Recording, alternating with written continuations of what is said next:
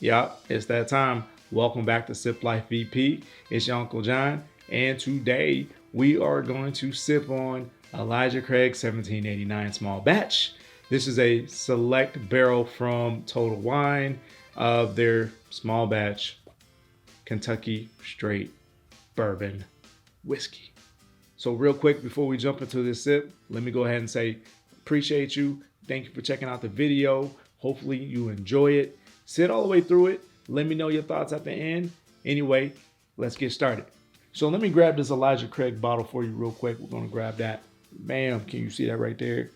Okay, I'm gonna read off just a few things. Just know the way that this review goes is I'm just gonna give you some basic information off the bottle. Then I'm gonna go ahead and take a sniff and then do a taste. And then I want to pull up some information about the bottle, about the brand, how it's made, give you a little story like I always do, right? And then that'll be it. So let's get started. So the first thing and the main thing I want to tell you when I grab the bottle is what's the ABV? We got 47%. So this will get you nice and bright, right? So it's above that average of 40%, which you see in most bottles, 35 to 40. Again, we looking at 47, so you get to sipping on this. Yeah, go ahead and get ready. Once I get to sipping, I'm just want to let you know the first round I'm going to use I'm going to drink it neat. Second round, I'm going to try it with a diffuser using ice to help loosen up the flavors a little bit. All right, let's begin. Grab me the bottle.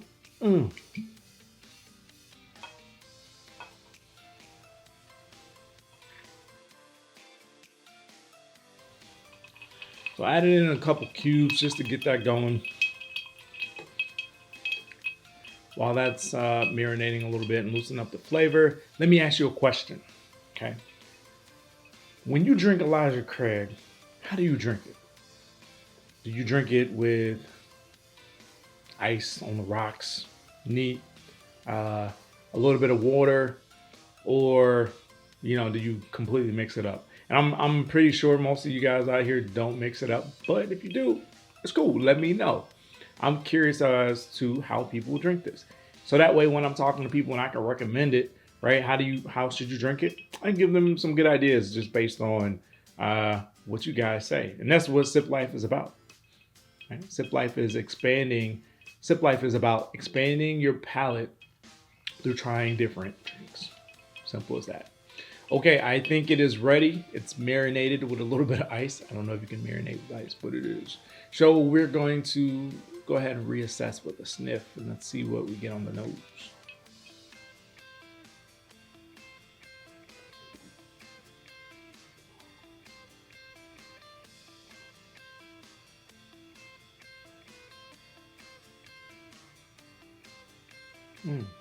So now the nose has definitely changed. On the nose, the aroma has changed. So now we went from being that light medium to pretty much light, which it smells really good. Also, the fruit smell is still there, but it's just a little bit more subtle but pronounced. Also, I'm getting that honey and a little bit of vanilla in there as well.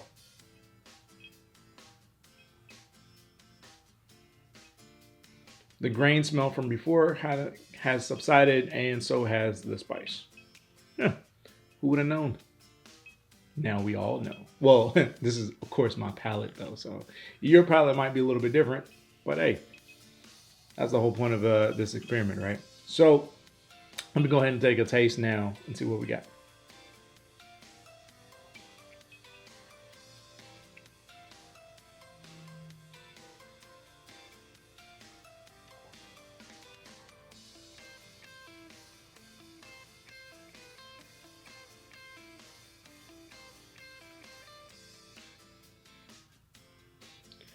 Okay, so now I'm tasting slightly fruity, but definitely some oak and a slight spice.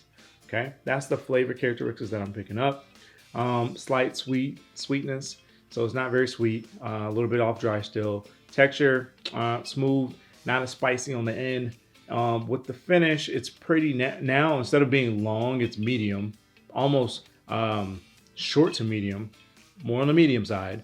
And let me get that finish one more time.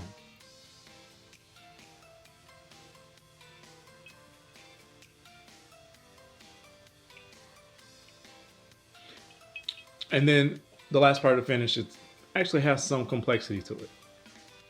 The complexity is still there. It's not anything crazy. It's still just a nice few different flavors that you're trying to figure out as you kind of taste to it. You know that there's a good bit going on. Yeah. Okay. So that's my taste, and that's what I got. All right. Hopefully you guys let me know what you think in the comments, right?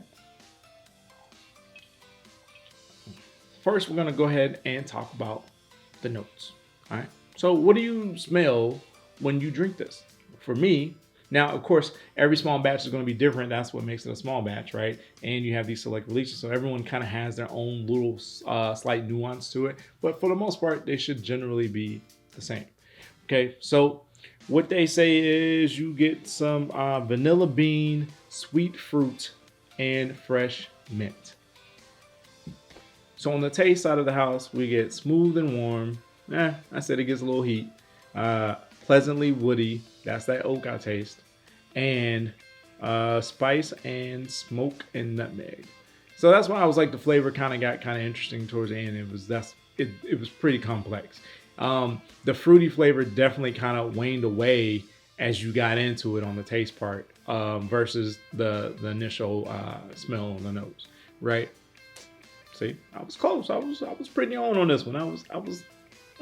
I didn't get all the flavors right, but I'm detecting something that was changing, was going on. All right. So let's see what else. On the finish, we got long, sweet, slightly toasty. I caught that. Long, definitely some sweetness, but they kind of leave out the heat. The heat to me was definitely pronounced if you drink it neat. On the ice, on the rocks, for example, though, you pick up a little bit more of that toasty oak, right? That charred barrel flavor. So they have won tons of awards because this whiskey is so good. You can check that out. Bam, right there. And now, guys, we are almost done with the episode, and it's time for Uncle John to tell you a sip time story. That's gonna be my new thing, sip time story. I like that. All right, so yeah, the sip time story is next. Let's go. All right, so the story goes, once upon a time, there was this man a couple hundred years ago who was a pastor, a reverend, a preacher, right? And so what he also did was he, had little engineering projects he did for the community, streets and roads and stuff like that. But he also was a distiller. Who would have thought it? Who would have thought a pastor was creating that booze on the side? Well, he was also known as the father of charred oak barrels, right? So he's kind of the one who supposedly brought that into the mix when they make this this whiskey here. Now, no one knows 100%, but that's what they say. So we're gonna rock with what they say. So, I mean, why would he lie? He's a preacher, right? I just mentioned his claim to fame, right? But also what goes with making his classic bourbon whiskey is the fact that, he uses that Kentucky limestone water, of course, with his special mesh bill to make his old special bourbon. And the fact that this particular recipe and method is still being used till this day at Heaven's Door Distillery, which, you know what? I came across that Total Wine the other day and had no clue who they were, but evidently they make his bourbon and theirs. So technically, that's the end of the story, but that's not the end of my sip. So because of that, I'm gonna give you one more interesting fact about Elijah Craig's small batch bourbon.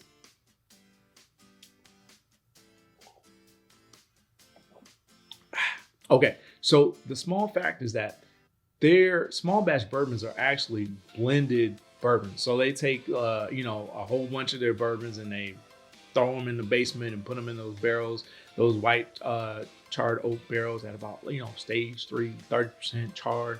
And they let them sit, marinate, and then they take them out. And then they do their special formula, right? And then they put them all into one mix. And here you go. You got small batch. So evidently, based on the ratios of the barrels that they mix, is probably how they come up with their select barrels that you can choose from, and which barrels have different characteristics based on the ratios from all the 200 different barrels that they create their small batches from. There's your small. So there's your special fact. That's the end of the story. And you know what that means. We're at the end of the episode. Now that we're at the end of the episode, I want to say thank you again. And if you enjoyed this video, go ahead and sip and hit that like button, and then take another sip and go ahead and subscribe if you're not a part of the Sip Life family. That way you will always be up to date on my new videos. All right. And one last thing, sip safely, and I'll see you next time.